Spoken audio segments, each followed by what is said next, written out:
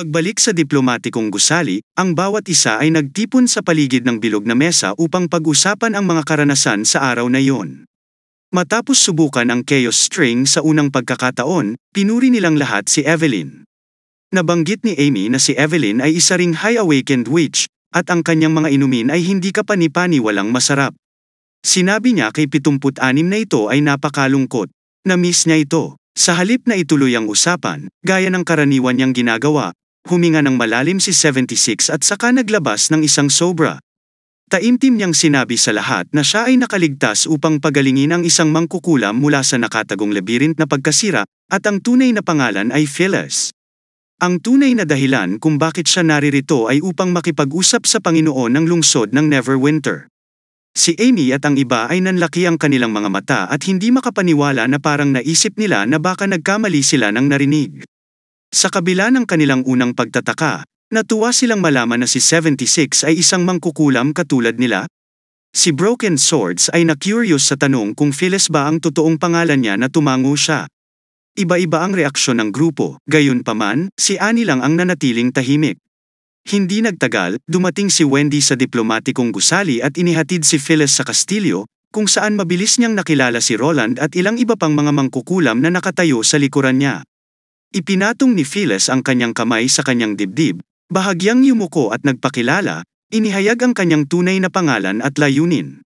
Sinabi ni Roland na binigkas na ni Nightingale ang tungkol kay 76 na ang sitwasyon ay lubhang interesado sa nakatagong kasaysayan mula 400 taon na ang nakakaraan.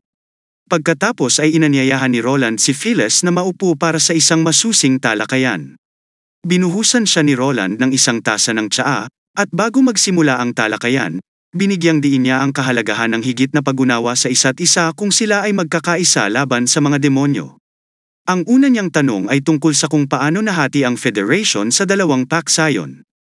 Ano ang tunay na dahilan na naging sanhi ng walang humpay na pagtugis ng paksayon na lumikha ng simbahan sa mga mangkukulam? Bakit sila nanghuhuli ng kanilang sariling uri? Nasa isip ni Roland ang tanong na ito, lalo na pagkatapos malaman ang tungkol sa pagkakaroon ng perpektong anyo ng God's Punishment Warrior. Medyo nagulat si Phyllis sa tanong, ngunit sinimulan niya itong sagutin. Ipinaliwanag niya na bago pumasok sa Labyrinth Rowan sa ilalim ng lupa, walang sino man ang makapaghula na magiging ganito ang mangyayari. Si Roland ay nakinig. Sinasadya, ang kanyang ekspresyon ay naging seryoso habang sinimulang isalaysay ni Phyllis ang mga pangyayari. Sinabi ni Phyllis na kung wala ang mga guho na iyon, hindi magkakaroon ng God's Punishment Army Project at ang natitirang mga mangkukulam ay malamang na hindi nakaligtas. Sa kasamaang palad, huli na nila itong natuklasan. Ayon kay Phyllis, nakahanap din sila ng paraan para maglipat ng mga kaluluwa. Kasabay nito, may natuklasan din silang iba. Dahil sa mga natuklasang ito, ang dalawang pinuno, na sina Natalia at Acres, ay hindi sumang-ayon sa isa't isa, na humahantong sa tuluyang paghihiwalay. Na-curious si Roland tungkol dito, tinatawag na ibang bagay. Ano nga ba ang nakita nila sa mga guho? Gayunpaman, umiling si Phyllis, sinabing hindi niya ito maihahayag maliban kung mahahanap ni Roland ang napili. Pagkatapos ay personal siyang kakausapin ni Lady Pasha. Si Roland, na hindi pamilyar sa pangalan, ay lumabas na simbuyo ng damdamin ang susunod sa linya para sa nangungunang 3 pwesto ng Federation at isang pinagkakatiwalaang pinuno sa mga nabubuhay na Tikira Witch. Hindi pa rin maintindihan ni Roland kung bakit nahati ang mga paksayon. Kung ang perpektong anyo ng God's Punishment Army ay nangangahulugan na ang mga mangkukulam ay hindi kailangang mamatay ngunit umiral lamang sa ibang anyo, bakit hinahangad ni Acres na tugisin ang natitirang mga mangkukulam? Umiling si Phyllis na nagpapahiwatig na nagkamali si Roland. Isang mapait na ekspresyon ang bumalatay sa kanyang mukha nang ihayag niya na ang pinakaunang sisidlan na ginamit niya ay nagmula sa isang nabigong God's Punishment Warrior. Kinailangan siya ng 50 taon upang makontrol ang katawan na iyon. At kung gusto niyang gumamit ng mga sandata at kasanayan sa pakikipaglaban, aabutin siya ng hindi bababa sa 1 siglo. Ngunit habang mas maraming karanasan ang kanilang nakukuha, unti-unting nagiging mas madali kapag lumipat sa isang bagong katawan. Inihayag ni Roland ang kanyang mga iniisip, sinabing kung ganoon nga ang kaso, kakailanganin ni Acres ang marami sa mga katawan ng God's Punishment Army na ito. Tumango si Phyllis, ipinaliwanag na kapag ang isang mangkukulam ay mabubuhay magpakailanman, inilipat ang kanilang mga kaluluwa ng God's Punishment, ang mandirigma ay palaging magiging mas malakas sa bawat aspeto kaysa sa isang bagong-bagong mandirigma. Upang ipagpatuloy ang akumulasyon na ito ng karanasan sa pakikipaglaban at lakas, higit pang mga sasakyang dagat ang kailangan para sa solong paglipat. Kaya, ang mga sisidlang ito ay maibibigay lamang ng mga mahihinang mangkukulam. Sa makatuwid, kailangan ni Acres na maging ganap na pinuno sa mga mangkukulam, na nagpapahintulot sa kanya na gawing disposable na materyales ang mga mahihinang mangkukulam. Ipinikit ni Phyllis ang kanyang mga mata, tila labis na nabalisa at napagpasyahan na sa ilalim ng banta ng paparating na ikatlong Divine War, nakuha ni Acres ang lahat ng pinakamataas na High Awakened na mangkukulam upang suportahan siya. Karamihan sa mga upper echelon ng Federation ay inaprubahan din ang kanyang mga pamamaraan. Kung hindi dahil sa mga bagong tuklas na mga guho, ang proyekto ng God's Punishment Army ay ang tanging mabubuhay na diskarte sa kaligtasan. Saglit na nag-isip si Roland. Batay sa dati niyang pag-unawa sa hukbo ng parusa ng Diyos at sa sinabi noon ni Ashes, halos walang pagkakaiba sa lakas, bilis, at reaksyon sa pagitan ng isang pambihirang mandirigma o isang mandirigma ng parusa ng Diyos. Ang pagkakaiba lang ay katalinuhan.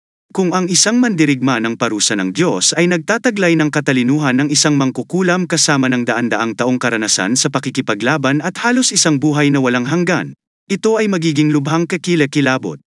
Napagtanto ni Roland na kung makaharap nila ang mga ganitong uri ng hukbo ng parusa ng Diyos, laban sa simbahan sa panahon ng labanan ilang buwan na ang nakakaraan, maaaring iba ang resulta ng digmaan. Pagkatapos ay tinanong niya si Phyllis kung gaano karaming mga mandirigma ng parusa ng Diyos ang binalak ni Akeres na gawin bago ang pulang buwan. Mapait na tugon ni Phyllis. Lahat sila. Plano ni Akeres na gawing Diyos ang lahat ng mga mangkukulam. Parusahan ang mga mandirigma upang palayasin ang mga demonyo. Una nang inisip ni Roland kung gaano ito kaayla hilakbot na ideya. Habang hindi rin nalaman na posible ito at naisip na walang sapat na mga sasakyang dagat na nakalaan para sa solong paglipat. Tumango si Phyllis at binanggit na may isa pang paraan para mapangalagaan ang mga kaluluwa. Ililipat muna nila ang mga kaluluwa ng mangkukulam sa ibang lalagyan.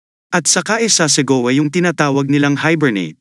Ikinalulungkot niyang ipinaalam na maaari lamang niyang ibunyag ang higit pa kapag pumayag si Pasha.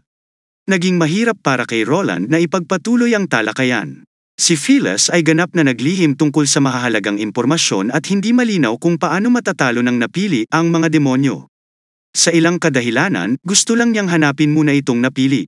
Kahit na nakikita siyang sobrang reserved, pumayag pa rin si Roland na tumulong sa paghahanap sa sinasabing napili. Nagsimulang ipaliwanag ni Phyllis kung paano hanapin ang napili gamit ang isang singsing. Kinagabihan, tinipon ni Roland ang lahat ng mga mangkukulam sa hardin sa likod. Sa pangunguna ni Wendy, naglakad sila sa isang koridor na binubuo ng mga puno ng olibo patungo sa isang maliit na bakuran. Ang una na sinubukan ay si Agatha. Pagkatapos mag-obserba, umiling si Phyllis. Hindi si Agatha. Pagkatapos ng pagsusulit, hindi umalis si Agatha sa koridor na inaasahan niyang mag-obserba kasama si Phyllis dahil interesado rin siya sa mga resulta. Pagkatapos ay magalang na nagsagawa si Phyllis ng tradisyonal na kagandahang loob kay Agatha, na nagpapasalamat sa kanyang tiwala at tulong. Sumunod ay si Echo, then Leaf, and lastly, and Anna. Sa kasamaang palad, wala sa kanila ang napili. Kahit na ang ilan sa mga liwanag na sumikat sa singsing ay lubhang kahanga-hanga, ngunit malayo pa rin sila sa liwanag. Napagmasdan niya ang nakaraang gabi sa loob ng kastilyo. Napansin ni Agatha na kakaiba ito dahil hindi ginagawa ng mga mangkukulam ang kanilang kapangyarihan sa kanilang mga silid sa gabi. Matapos mag-isip sandali, may naisip siya at hiniling kay Phyllis na iabot sa kanya ang singsing. Kung ang taong ito ay tunay na nasa loob ng kastilyo, hindi papayagan ni Agatha at Nightingale si Phyllis na makapasok sa lugar ng kastilyo sa gabi. Kung talagang nasa kastilyo ang napili, tutulungan siya ni Agatha na hanapin siya. Mabilis na lumipas ang gabi kasama si Phyllis, halos walang tulog, sabik na naghihintay sa mga resulta. Dumating sina Wendy at Agatha sa diplomatikong gusali. Nakita ang maliwanag na ilaw na binanggit ni Phyllis, ngunit hindi sigurado kung ito ay nagpapahiwatig ng napili. Halos mapatalon si Phyllis sa tuwa, kumbinsido na walang alinlangan na iyon ang napili. Tuwang-tuwa siyang nagtanong kung ang taong iyon ay isang High Awakening Witch at gustong malaman ang kanyang pangalan. Gayunpaman, hindi agad nakasagot ang dalawa. Sa halip ay pinaghalong saya at awkwardness ang ipinakita. Umubo pa si Agatha ng ilang beses baka may ipinapahiwatig. Pakiramdam ni Phyllis ay para siyang nabangga ng truck. Bigla siyang tumayo at tinanong kung siya ba yun at hindi siya. Tumango si Wendy, na inihayag na ang orange na ilaw ay mula sa kanyang kamahalang si Roland Wimbledon. Hindi makapaniwala si Phyllis. Paanong ang isang mortal na hari ang mapipili? Ipinaliwanag ni Agatha na hindi lang siya kundi si Nightingale, Anna, at Wendy sa bawat isa ay nakakakuha ng parehong conclusion. Kalaunan ay sinubukan ni Agatha si Roland gamit ang ilang mga magic stone. Gayunpaman, lumabas na walang mahiwagang enerhiya si Roland. Tinanong tuloy ni Wendy kung dapat bang mangkukulam ang napili. Kung si Roland ay maaaring maging isang bayani na talunin ang mga demonyo, hindi ito magiging masama. Tutal, dagdag pa niya ng nakangiti. Lumubog ang puso ni Phyllis, iginiit na wala siyang nakitang orange na ilaw mula kay Roland dati. Tumango si Agatha, ipinaliwanag na nawala ang liwanag. Minsang nagising si Roland, posibleng dahil kay Zero at sa mundo ng panaginip. Si Phyllis, hindi pamilyar sa mga bagay na ito, ay nakinig habang ipinaliwanag ni Wendy ang maikling pagkakakilanlan ni Zero at nag-isip na maaaring nagkamali ang singsing dahil dito. Iminungkahi ni Roland na kung gusto ni Phyllis na i-verify, maaari nilang subukang muli sa tanghali habang siya ay nakatulog. Saglit na nag-isip, kinuha ni Phyllis ang singsing, determinadong makita para sa kanyang sarili. Sa bagong pagtulog, dinala ng mga mangkukulam si Phyllis sa kwarto ni Roland, kung saan siya mismo ang nakakita ng orange na liwanag. Sa sobrang gulat ay napasigaw siya at saka nahimite. Nang magkamalay si Phyllis, natagpuan niya ang kanyang sarili sa isang malambot na kama at nasa gilid niya si Agatha, nakatingin sa kanya. Tinanong ni Agatha kung ayos lang siya. Huminga ng malalim si Phyllis, inamin na nabigla lang siya. Hindi niya akalain na pagkatapos ng mahigit 400 taon ng paghahanap para sa napili, ito ay naging immortal. Nang makita ang kanyang ekspresyon, dahan-daang sinabi ni Agatha na maaaring kailanganin nilang muling isaalang-alang ang kanilang pananaw sa napili at maging mas bukas ang isipan. Si Phyllis ay tumingin sa kanya ng komplikado, hinawakan ang kanyang kamao, natatakot sa isa pang pagkabigo. Pagkatapos ng dalawang magkasunod na pagkatalo sa Divine War, ito ang kanilang huling pagkakataon. Matiim na pinutol siya ni Agatha, sinabing kung ganoon nga, matatalo na nila ang mga demonyo. Hindi alam ni Agatha kung ano ang nakita nila sa mga guho. Mas maraming mangkukulam, si Phyllis at ang mga Tikira Witch ang umaasa dito. Sa halip na mga hindi mahuhulaan na bagay na ito, bakit hindi mapaniwalaan na si Roland? Binanggit ni Agatha kung paano pinamunuan ni Roland ang mga mangkukulam at mortal, patuloy na gumagawa ng mga sandata na kayang talunin ang mga demonyo. Sa lakas ng bawat isa, naniniwala siyang kahit na ang mga mortal ay kayang madaig ang mga demonyo. Tumingin si Phyllis sa kanya, gustong sumagot, ngunit hindi siya nakaimik matapos makita ang kumpiyansa sa mukha ni Agatha. Iminungkahi ni Agatha na marahil ang masaksihan ni Phyllis at ng iba pang mga Tikira Witch ang tunay na kapangyarihan ni Roland. At ang susi na hawak niya. Natarante si Phyllis kung anong mga susi ang sinasabi ni Agatha. Napangiti si Agatha habang sinasabing tinawag ito ni Roland na susi ng sining. Umakyat si Roland sa mga pader ng lungsod kung saan sumaludo sa kanya ang mga unang sundalo ng army. Iniulat ni Axe na ang mga bagay ay medyo tahimik kamakailan, na ang mga demonyong hayop ay lumilitaw lamang sa maliliit na sangkawan. Tumango si Roland pagkatapos ay ibinahagi ang kanyang plano na magsagawa ng demonstrasyon ng kanyan sa mga pader ng lungsod. Sa susunod na 2 araw, gusto niya itong maging napakakahanga-hanga ngunit nang hindi masyadong aksaya. Saglit na nag-isip si Axe bago tinanong kung sinadya ni Roland na pekein ito. Hindi napigilan ni Roland na tumawa, napapansin na mas nakikilala siya ni Axe. Umiling siya, na nagsasabing marahil ay hindi ito ganap na tinatawag na peke ito, ngunit binalak niyang paghaluin ang katotohanan sa ilang ilusyon, gamit ang mga lave, na bala para sa precision shooting at pre-buried gunpowder para sa pagpapakita ng firepower. Tinanong niya kung naiintindihan ng mga katotohanan ang kanyang plano na agad namang tumango. Binalangkas ni Roland ang kanyang ideya, na binibigyang diin ang kahalagahan ng paggawa ng huling pagsabog.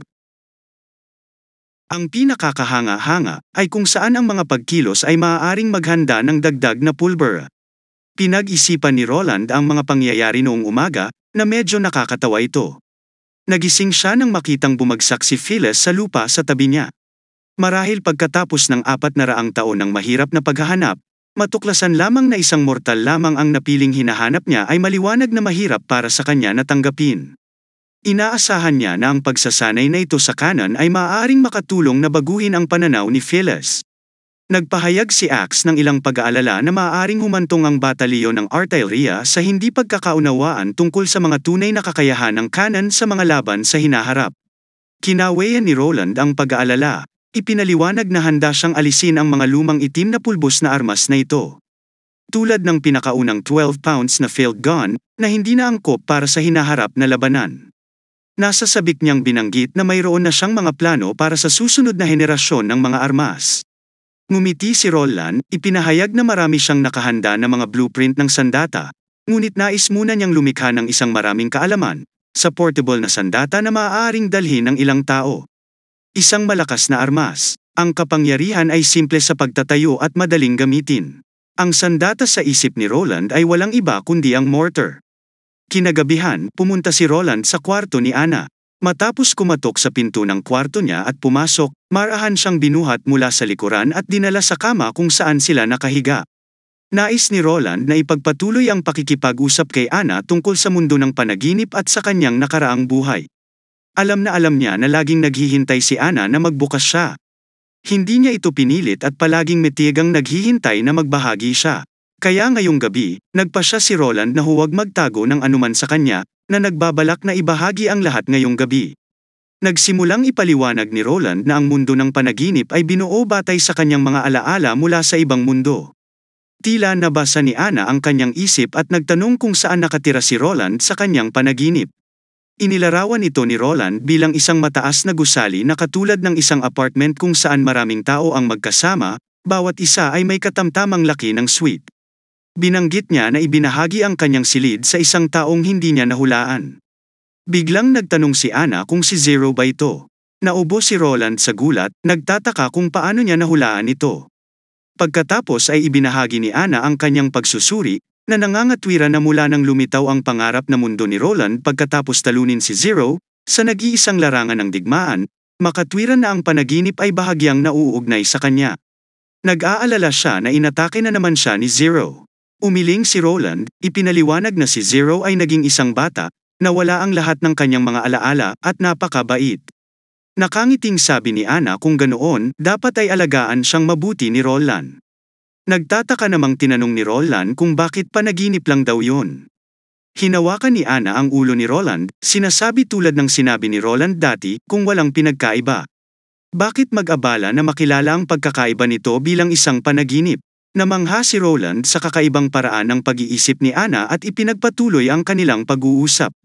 Habang dumilim ang gabi, sa huli ay nakatulog silang magkasama. Kung sakaling may nagtataka kung walang nangyari ngayong gabi, ay naku pinutol na lang sa kwento dahil yun ang paraan ng kanilang digmaan.